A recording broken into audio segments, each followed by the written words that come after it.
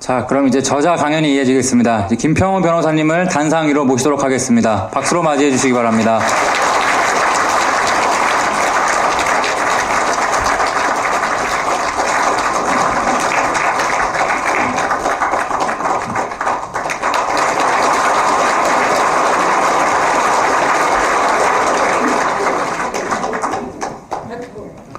예, 감사합니다.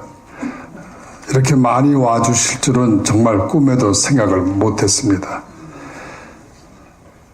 사실 저는 출판 기념회라 강연회가 뭔지도 잘 모르고 모든 것을 다 조갑재 선생님께 맡겼기 때문에 저는 초대장을 만드는 법도 몰라서 사실 초대장을 못 보내드렸습니다. 근데 이렇게들 다 알고 와주셔서 정말 영광입니다. 감사합니다.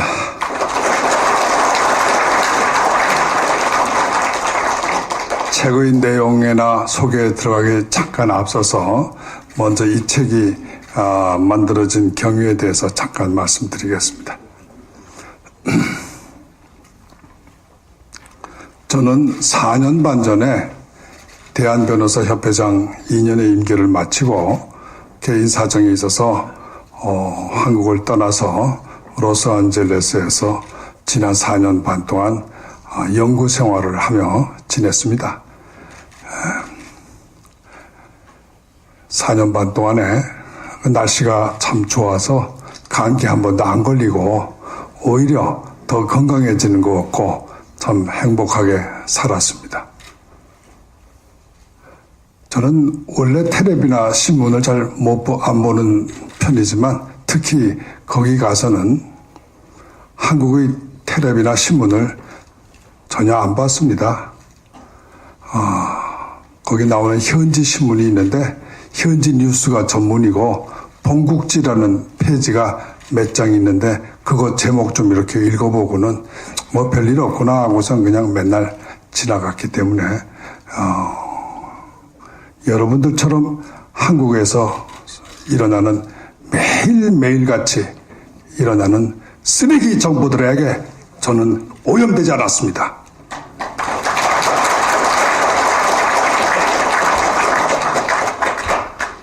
어느 날 제가 우연히 LA 어느 식당에서 테레비가 거기 설치되어 있었는데 한인 식당에 이렇게 보니까 국정농단이라는 단어가 띄었어요.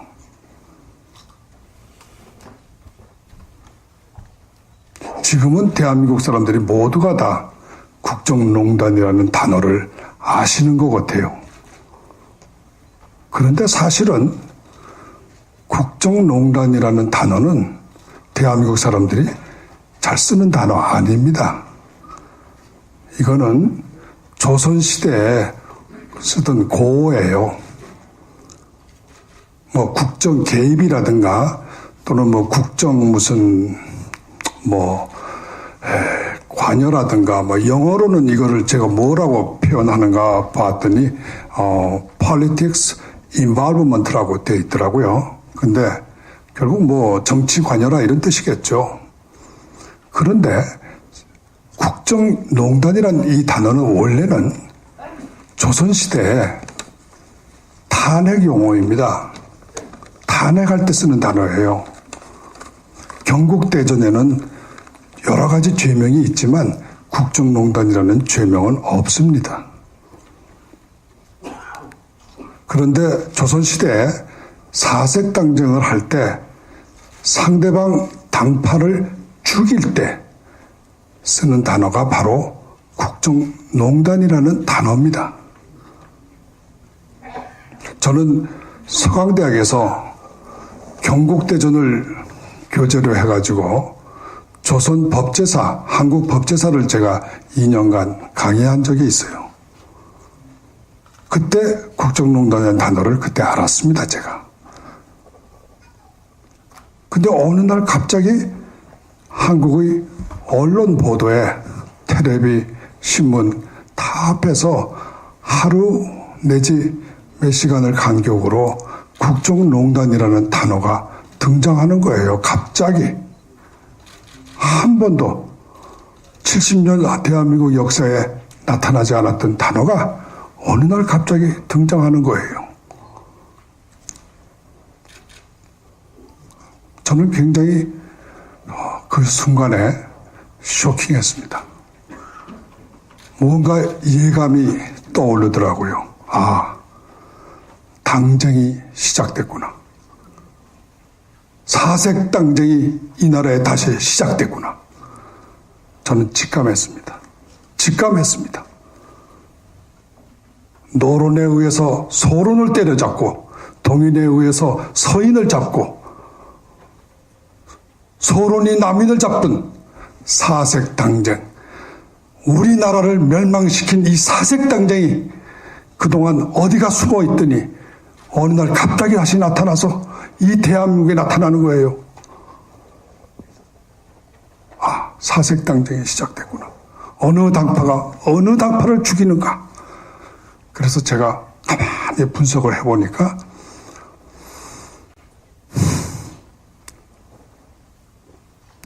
소위 진보, 좌파라고 하는 파가 보수, 우파라는 당파를 죽이는 것으로 저는 느껴졌습니다. 당파 싸움이 시작됐구나.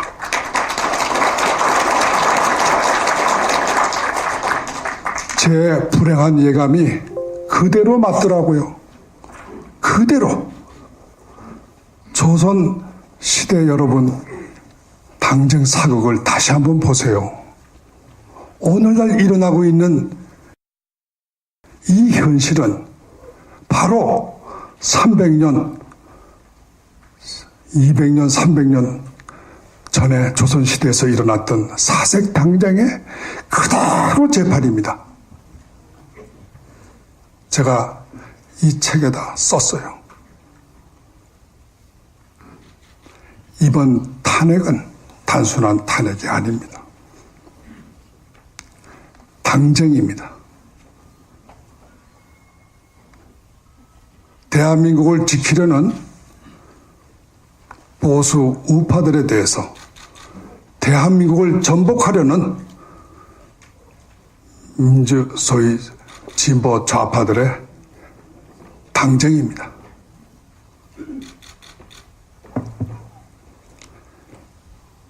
그런데 불행하게도 한국에 사시는 많은 지혜롭고 많은 배우신 분들이 또 대한민국으로부터 누구보다도 많은 혜택을 받으신 분들이 전혀 눈치를 못 채고 있더라고요. 참 답답했습니다. 그래서 한 번도 한국 문제에 대해서 관심을 안 가졌던 제가 그때부터 리서치를 시작했어요. 제 예감이 맞았나 안 맞았나. 저는 아까 권영애 장관님도 말씀하셨지만 원래 이과반이었어요. 저는 원래 수학을 굉장히 잘했고 또 좋아했습니다. 특히 저는 중학교 때부터 유클리드 기하학이 너무 재밌어가지고 맨날 그거를 읽고 또 읽고 실험해보고 맨날 그랬어요. 그리고 블레즈 파스칼, 스페인의 파스칼이 쓴 빵세라는 책이 있는데 저는 그 책이 너무 좋아가지고 정말 끼고 다녔어요. 끼고 이렇게 맨날. 그래서 나도 언젠가는 이런 책을 써야지. 그게 중학교 때부터 그랬습니다. 제 평생의 꿈이 나도 저런 빵세와 같은 책을 한번 써봤으면 안 했어요. 그런데 어떻게 이렇게 하다 보니까 그래도 이런 책이 한번 나왔습니다. 저는 참 이번 기회에 제 평생에 써보고 싶었는데 한 번도 못 써본 생애 첫 책을 내게 된 것을 감사하고요. 특히 이걸 내주신 조갑재 선생님께 저는 평생 감사드리겠습니다. 아울러서 제가 감사드릴 사람이 사실 여러분이 있습니다만 오늘 이 자리에는 제가 한 사람만 소개하겠습니다. 한영금 씨. 예, 저희 집사람입니다.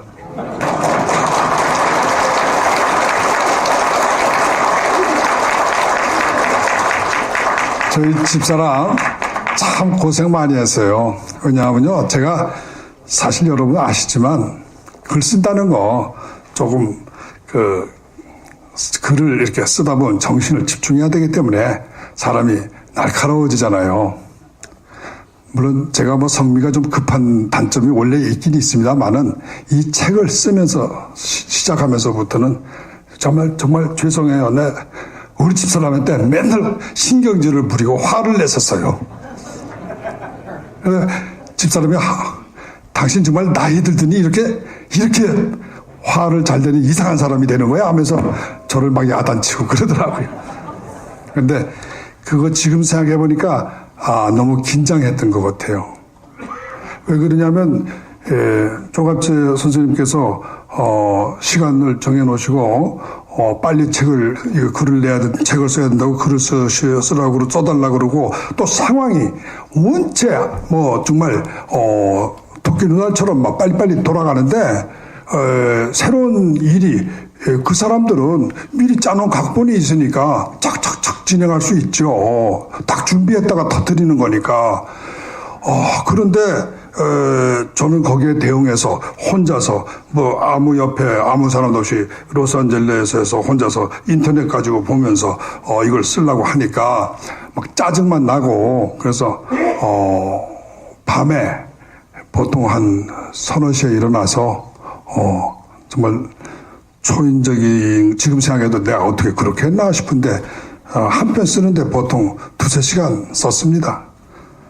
처음 딱 시작해서 이렇게 마칠 때까지 그야말로 한 필로 써내려갔어요. 그냥 그렇게 나오더라고요. 밑에서 다음 글이 자꾸 이어지면서 그대로 나오더라고요.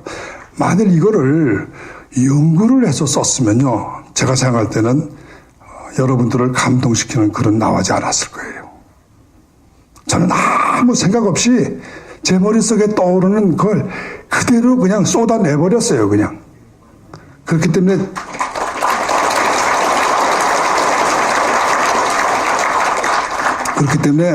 이 글은 무슨 정교한 어떤 학술 논문도 아니고 또 그렇다고 해서 무슨 어떤 유식한 그런 학술적인 건 전혀 아닙니다. 어느 날 제가 여기 와가지고 이 책에 사인회를 얼마 전에 한 적이 있는데, 사인을 해드린 적이 있는데 100여 명의 분들이 쭉 줄을 서서 기다리시더라고요.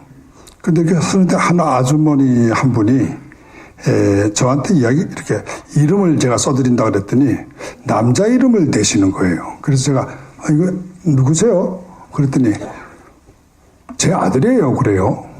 그래서 제가 놀래서 몇 살인데요? 그랬더니 중학생이에요. 이러는 거예요. 그래서 제가 아주머니 이 책은 좀 어려운 정치 법률 이런 걸 쓴 건데 그 어린애가 어떻게 이거 읽을 수 있어요? 이랬어요. 제가. 그랬더니 그 아주머니께서 뭐라 하냐면 아니요. 저같이 배운 거 없는 아줌마도 그냥 읽어보니까 뜻을 알겠어요. 이러더라고요.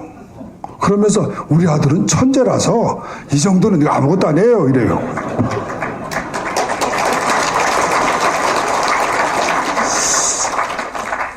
제가 이게 좋아해야 될지 좀 어떻게 어리벙벙 하더라고요. 그래서 제가 한편으로는 내가 그렇게 유치하게 썼나? 중학생들도 이해할 수 있다면 어떻게 보면 이게 너무 간단한 거 너무 조잡하게 쓴 거 아닌가 이런 생각이 조금 들었는데 제가 아까 이런 이야기를 저희 선배 원로법조인들께 말씀드렸더니 어떤 분이 그러더라고요. 이게 다 법률도 다 상식이기 때문에 누구나 읽으면 알 수 있는 거 아니냐고 그러더라고요. 정말입니다. 저는 거기에 전적으로 동감이에요. 요즘에 특검이 하는 거, 또 법원이 하는 거 이렇게 보면요, 식자우환이에요. 식자우환입니다. 너무 알아서 탈이에요. 법률은 그렇게 어려운 거 아니라고 저는 확신합니다. 사실 법률은요, 굉장히 간단한 거라고 저는 믿고 있어요. 제가 한국에 있을 때는, 한국에서 공부할 때는 법률이 굉장히 어려운 줄 알았어요. 지금도 한국의 로스쿨에서는 대한민국에서 가장 머리 좋은 천재들을 불러다가 대한민국 법조문 수천 조문을 다 암기시키고 그래야만 시험에 합격하는 것으로 알고 있습니다. 정말 불행한 일이에요. 법률은 그런 것이 아니거든요. 기하학의 아무리 어려운 기하학의 공식이나 문제도 돌아가 뒤집어 보면은, 그것을 분석을 해보면은 결국은 2000년, 3000년 전에 피타고라스가 쓴 피타고라스의 정리라든가 유클리드에 쓴 기하학의 원리, 거기서 크게 벗어난 거 없습니다. 그거를 몇 개 합친 거예요. 단계적으로 발전시킨 것 뿐이에요. 그런데 기초를 잃으면은 모든 것을 잃습니다. 천개조문을 배우기 위해서 법률의 기본을 안 가르치다 보니까 이 우리나라의 수많은 천재 법조인들이 법률의 기본 원리를 모르는, 피타고라스의 정리를 모르는 기하학 기술자들이 되어 있는 거예요.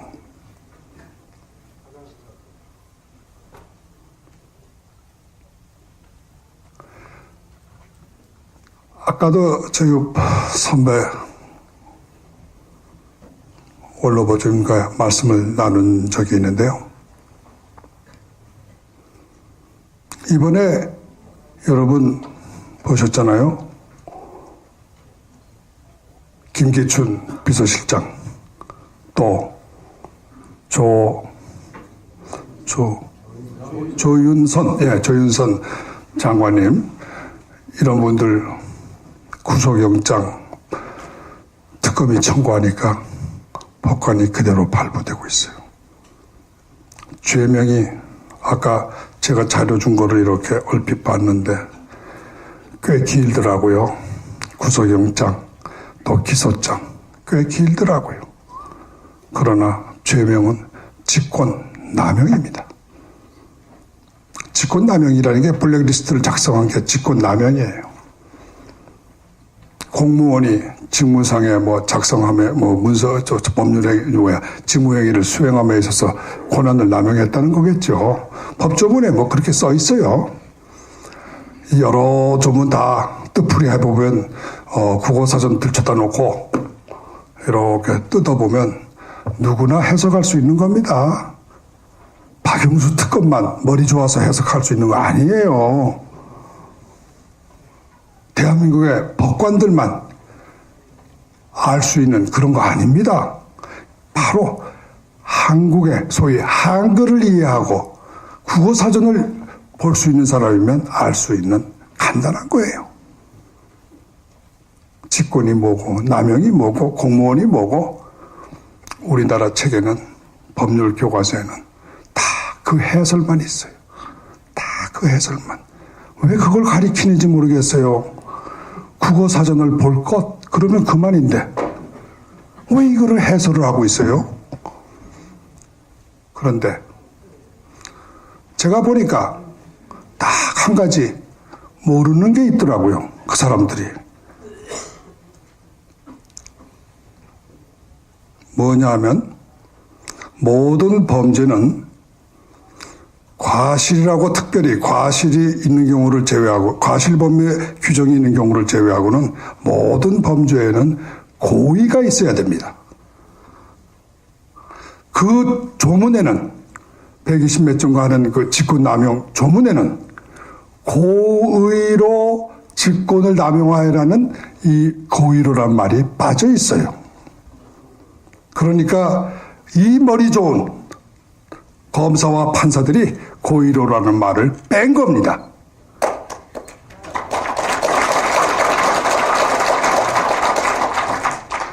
고의로 이렇게 고의로라고 하는 것은 직권도 포함하지만 제일 중요한 포인트는 남용이에요. 그 죄가 되고 안 되고는 남용 때문에 죄가 되는 거 아닙니까? 남용이라는 그 한마디 단어 때문에 죄가 되는 거예요. 그런데 남용이라는 뜻은 누구나 국어사전을 펼쳐보면 알 수가 있습니다. 법률 공부 안 해도. 그러나 고의로 남용을 해야 돼요. 고의로. 그렇잖아요. 왜 그러냐고요?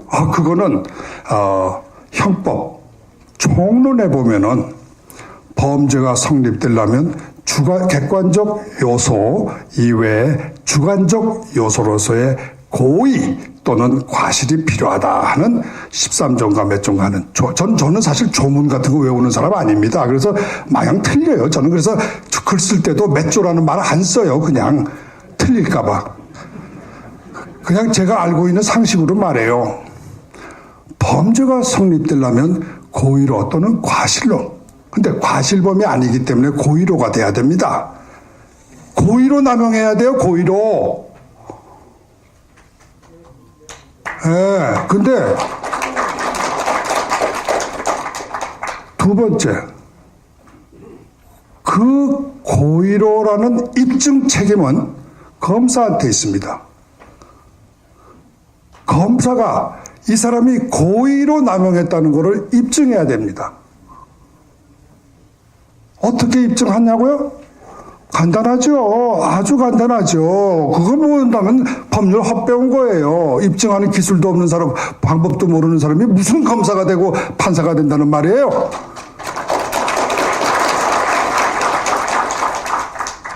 입증하는 방법 미국의 로스쿨에서는 1학년 때부터 배웁니다.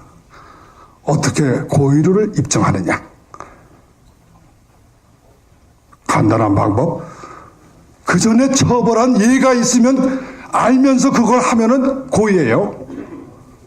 그렇기 때문에 선례가 고의 입증의 기본 요소입니다.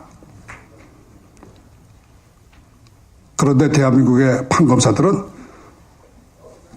고의로의 입증을 책임을 면하기 위해서 선례는 필요 없는 것이다 라는 그러한 궤변을 부리고 있는 겁니다. 해석만 하면 된다는 거예요. 그렇게 말한다면 제가 한국법 처음 배울 때 느꼈던 질문에 봉착합니다. 무슨 질문이냐 하면은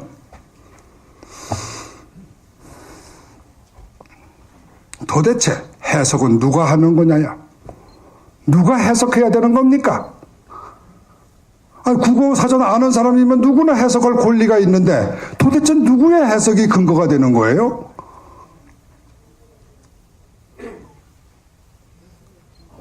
높은 사람이 해석하면 그게 옳은 겁니까? 대한민국의 책에 보면은 다수설, 소수설 그래요. 다수가 해석해서 해석하는 게 옳다는 거예요. 말이 맞습니까? 저는 기하학에서 그렇게 안 배웠어요. 삼각형의 3변의 각의 합은 180도다. 이거는 다수설이 아닙니다. 객관적 과학계에 의해서 검증된 객관적 진실이에요. 그렇지 않습니까? 그렇다면 법률도 마찬가지야 되죠. 다수설 가지고 다수설이 찬성하는 것이 진실이 되고 정의가 되면 안 되죠. 그런데 지금 권력자들은 국회에서 다수가 넘어가면 죄가 없어도 죄인이 돼야 되고, 검사나 판사들은 권력 있는 자, 높은 사람이 해석하면 그 사람이 아무리 틀렸더라도 그것이 진실이 되고 정의가 된다고 이렇게 국민들을 속이고 있습니다. 국민들이 바보입니까?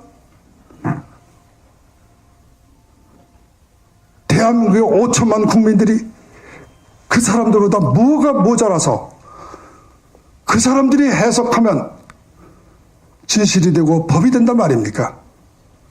거짓말도 진실로 만들 수 있고 부정도 정의가 된다면 이 나라는 끝난 거죠. 끝난 겁니다. 그래서 저는 이번 탄핵에 대해서 여러분들보다는 조금 소박한 해석을 마음을 가지고 있어요. 제가 한국에 와서 몇 분들 만나서 이야기 듣고 제가 놀란 것은 너무너무들 많이 아세요. 너무너무들 많이 알더라고요. 왜 그런 걸 다 알아야 돼요? 가장 본질적인 건 하나도 모르면서.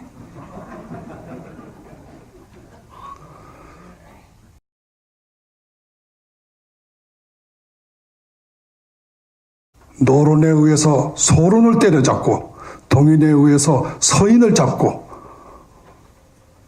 소론이 남인을 잡던 사색당쟁, 우리나라를 멸망시킨 이 사색당쟁이 그동안 어디가 숨어 있더니 어느 날 갑자기 다시 나타나서 이 대한민국에 나타나는 거예요. 아, 사색당쟁이 시작됐구나. 어느 당파가 어느 당파를 죽이는가. 그래서 제가 가만히 분석을 해보니까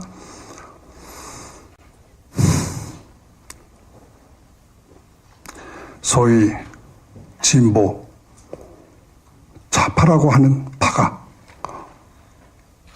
보수, 우파라는 당파를 죽이는 것으로 저는 느껴졌습니다. 당파 싸움이 시작됐구나.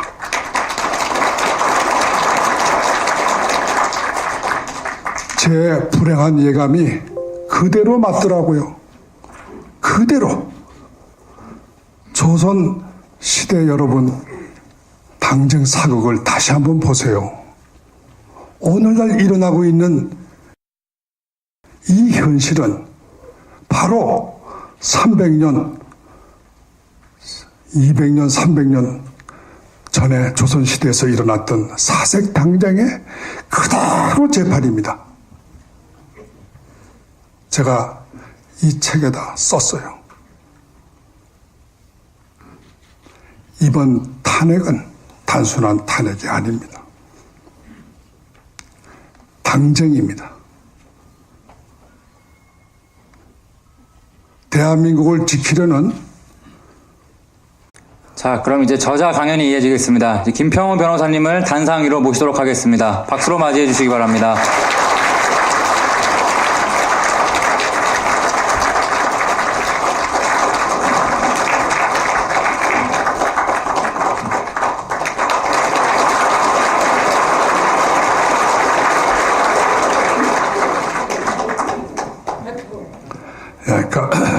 감사합니다. 이렇게 많이 와주실 줄은 정말 꿈에도 생각을 못했습니다. 사실 저는 출판 기념회라 강연회가 뭔지도 잘 모르고 모든 것을 다 조갑재 선생님께 맡겼기 때문에 저는 초대장을 만드는 법도 몰라서 사실 초대장을 못 보내드렸습니다. 근데 이렇게들 다 알고 와주셔서 정말 영광입니다. 감사합니다.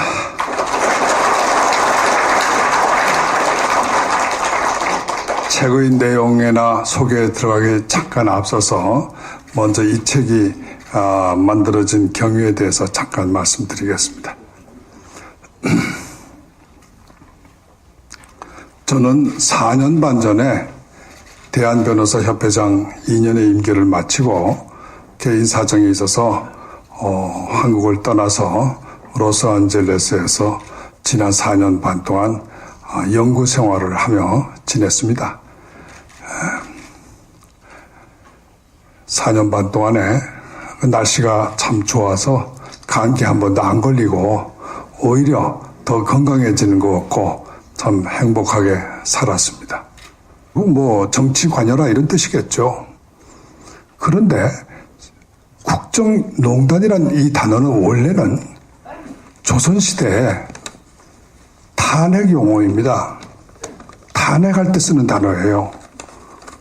경국대전에는 여러 가지 죄명이 있지만 국정농단이라는 죄명은 없습니다.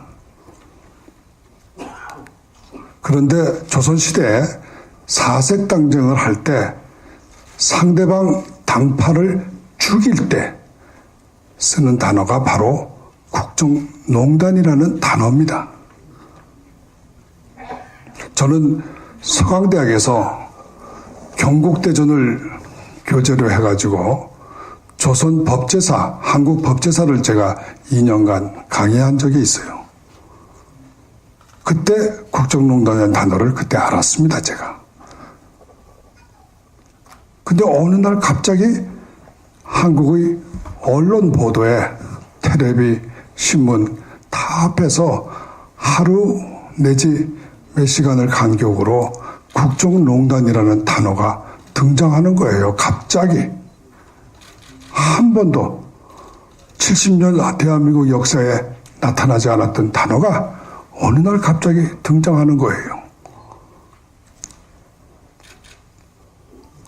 저는 굉장히 그 순간에 쇼킹했습니다. 뭔가 이해감이 떠오르더라고요. 아, 당쟁이 시작됐구나. 사색당쟁이 이 나라에 다시 시작됐구나. 저는 직감했습니다. 직감했습니다. 저는 원래 텔레비나 신문을 잘 안 보는 편이지만 특히 거기 가서는 한국의 텔레비나 신문을 전혀 안 봤습니다. 거기 나오는 현지 신문이 있는데 현지 뉴스가 전문이고 본국지라는 페이지가 몇 장 있는데 그거 제목 좀 이렇게 읽어보고는 뭐 별일 없구나 하고선 그냥 맨날 지나갔기 때문에 여러분들처럼 한국에서 일어나는 매일매일같이 일어나는 쓰레기 정보들에게 저는 오염되지 않았습니다.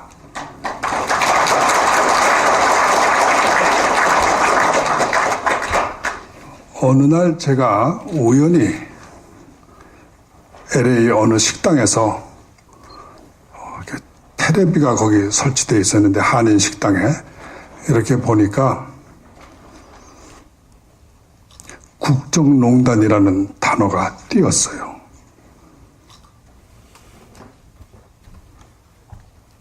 지금은 대한민국 사람들이 모두가 다 국정농단이라는 단어를 아시는 것 같아요. 그런데 사실은 국정농단이라는 단어는 대한민국 사람들이 잘 쓰는 단어 아닙니다. 이거는 조선시대에 쓰던 고어예요. 뭐 국정 개입이라든가 또는 뭐 국정 무슨 관여라든가 뭐 영어로는 이거를 제가 뭐라고 표현하는가 봤더니 politics involvement라고 되어 있더라고요. 근데 결국 보수 우파들에 대해서 대한민국을 전복하려는 소위 진보 좌파들의 당쟁입니다.